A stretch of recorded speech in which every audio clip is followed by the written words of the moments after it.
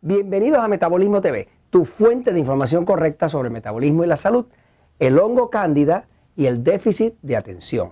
Yo soy Frank Suárez, especialista en obesidad y metabolismo. Hoy quiero hablarles de la relación que existe entre la infección con el hongo cándida, que se llama candidiasis, y esa condición que llaman déficit de atención.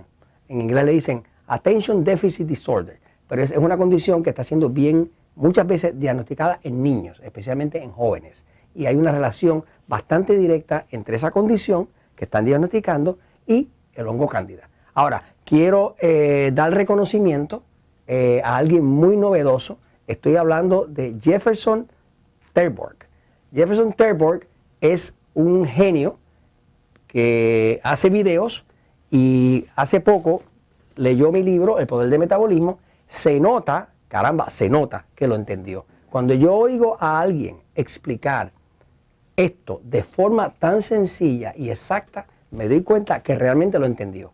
Eso es algo maravilloso, porque hay gente que lo lee y no lo entiende. Pero esto yo lo escribí con la idea de que lo entendieran. Y Jefferson, que es Jefferson Terborg de Dark Company, es un joven que hace videos y él le gustó tanto el libro que entonces hizo su propio video y lo compartió con sus amistades. Muchas personas lo han visto y yo quiero darles las gracias por llevar esa información a otros. Invito a todos ustedes que me están viendo que si leen este libro y les agrada y lo ven útil, háganse su propio video. Lo pueden hacer hasta con un celular y compártanlo con sus amistades. Es una manera muy novedosa, muy educacional de uno compartir la información que tiene bienestar para la gente. ¿De qué sirve la vida si uno no ayuda a otro? De nada. Así que Jefferson, gracias, y a ustedes los reto a que hagan su propio video sobre el poder del metabolismo. Si les ha ayudado, hagan su video y déjenselo saber a otros. Bueno, vamos al tema del déficit de atención y la cándida. La cándida es un hongo que todos nosotros tenemos en el cuerpo, se llama Candida albicans. Pero ese hongo lo tiene todo el mundo en el cuerpo. Lo que pasa es que con el alto consumo de azúcar, de pan, de harina, de carbohidratos refinados, la infección es muy severa. En los tiempos de antes, cuando no se comía tanta azúcar, no había tanto hongo. Pero el hongo, cuando uno lo alimenta con demasiado pan, harina y sobre todo con azúcar o con fructosa, automáticamente lo obliga a reproducirse. Entonces hay unas infecciones severas. Yo quiero que ustedes vean lo que es el hongo cándida para que lo vean en persona, ¿verdad? Esto es una foto que se tomó del hongo cándida en la piel. Está tomado, para que tengan una idea del tamaño del hongo como tal. Fíjese que esto es una aguja, un alfiler, y va a ver la puntita del alfiler, lo puede comparar al tamaño del hongo como tal. El hongo, si se fija, tiene como un rabito, como unas patitas. Esas son unas raíces. Y esas raíces son las que se clavan en la carne. Por ahí eso echa como unas enzimas proteolíticas. Son enzimas que rompen la proteína. Y así es que el hongo penetra y se mete dentro del cuerpo y se alimenta de nosotros. Básicamente nos come vivos, ¿no? Cuando una persona tiene mucho picor en la piel, sinusitis, migraña, flujo vaginal, todo ese tipo de cosas, es porque está demasiado infectado del hongo cándida. Y eso viene a consecuencia del consumo excesivo de azúcar y de carbohidratos refinados. Ahora, ya se ha visto, y hay varios escritos médicos sobre la relación entre la infección del hongo cándida y el déficit de atención. Fíjense que el déficit de atención es una condición que realmente no hay un laboratorio para probarla. Es una condición que alguien llega con una tableta, pone un papel, hace un cuestionario ahí, el muchachito no atiende, no le hace caso al maestro, no se puede quedar quieto, tiene déficit de atención. Yo siempre he estado en contra de ese diagnóstico porque no es un diagnóstico comprobable, es más de opinión que otra cosa, ¿no? Pero fuera de eso, si ya a su niño se lo diagnosticaron y además usted sabe que tiene hongo, porque lo ve que se rasca la piel, que le pica y que tiene mucho deseo de comer dulce, pues quiero decirle qué cosas pudiera hacer para ayudar a su niño que tiene déficit de atención, de forma de que no se comporte de forma tan ilógica. ¿Me sigue? Es cierto que cuando el cuerpo se llena de tóxicos, pues los neurotransmisores en el cerebro no pueden funcionar bien.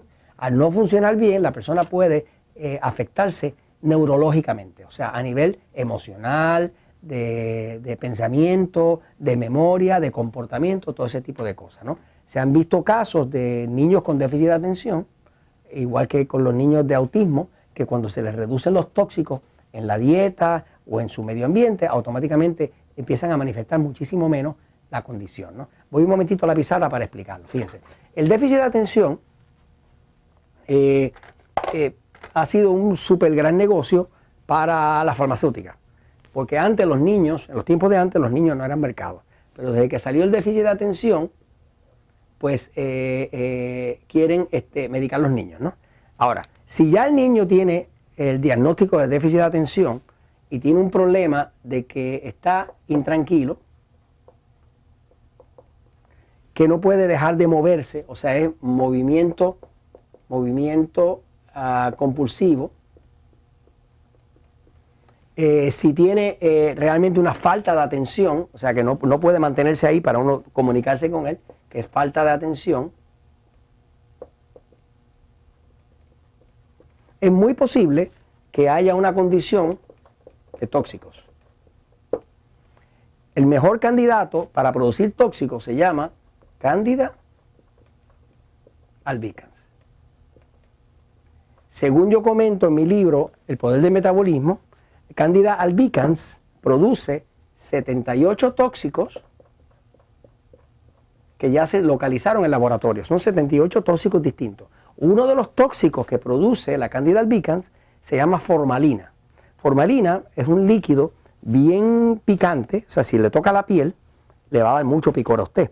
Muchas de las personas que tienen hongo, pues tienen mucho picor en la piel. El picor da mucho más de noche que de día, porque los hongos crecen de noche. O sea, que cuando usted se va a rascar, va a notar que más es de noche que de día, porque los hongos, ellos crecen después que el sol empieza a caer, porque los hongos son como criaturas de la noche. Usted nunca va a ver un hongo en un sitio donde haya mucha luz. Los hongos les gusta la oscuridad, la humedad y el calorcito. Los hongos no les gusta ni el frío, o sea, en el Polo Norte no hay hongos.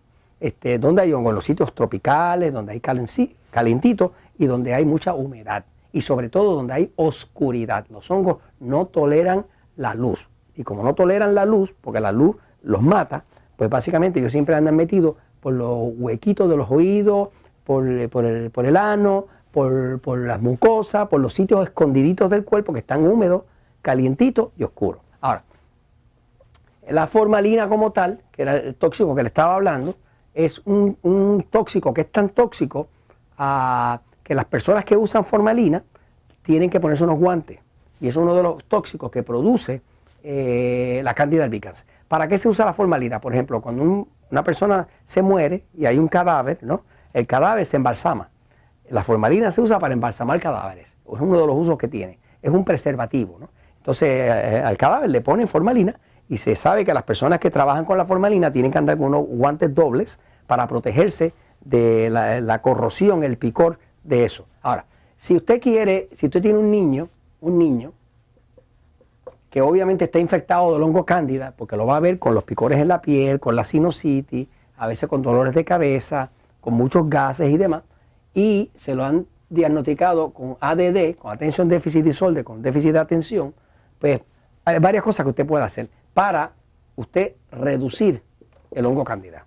¿Qué se puede hacer? Es un poco difícil para un niño hacer un tratamiento de cándida. Por ejemplo, en un adulto, pues nosotros usamos un tratamiento especial que se llama el Candiceptic Kit, que lo tienen todos los naturalistas en México, Colombia, Costa Rica, Panamá, Estados Unidos y Puerto Rico. Pues tenemos estos kits, que es un kit por 28 días que se hace, pero para un cuerpo de un niño esto no aplicaría. Así que para un niño lo que se puede hacer es empezar a suplementar, primero, tratar de eliminar, vamos a ver qué se haría.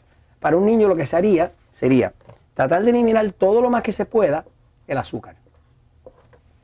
Esa es una. La otra sería reducir los alimentos tipo E. ¿Qué son alimentos tipo E? Pues pan, harina. O sea, estamos hablando de esto por acá, por aquí, ¿ok? Alimentos tipo E, ¿ok? Estamos hablando de pan, pasta, harina, arroz, plátano, papa, tubérculos, cereales, azúcar, dulces, chocolates, leche, jugos de fruta, ese tipo de alimentos, lo que están explicados en el libro El poder del metabolismo. Si no reduce eso, el hongo va a seguir creciendo, porque eso es lo que lo sostiene. Ahora, fuera de eso, se puede usar suplemento de vitamina, una vitamina que se llama biotina.